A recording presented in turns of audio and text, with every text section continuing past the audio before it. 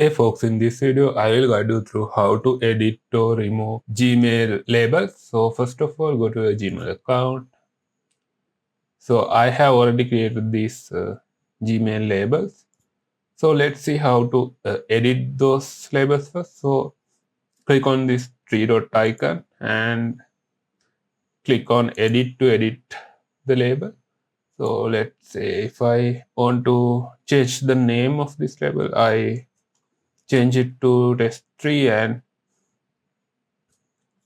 let's say if I want to nest it under test1 label, and after doing the changes, click on save. So now you can see the label name changed to test3 and it nested under test1. So that's how you can edit the Gmail labels. So now let's see how to delete the labels. So go to the label you want to delete and click on this three dot icon and click remove label. So in that case, it will show this pop-up and the labels will be removed from your messages, then deleted. No messages will be deleted. That means if you have any emails under the label you created, those emails won't be deleted. Only label will be deleted.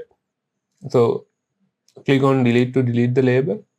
So now you can see the labels are deleted, but if I check the emails I had under that labels in here, so you can see still I have this email in my account, which means it's not deleted.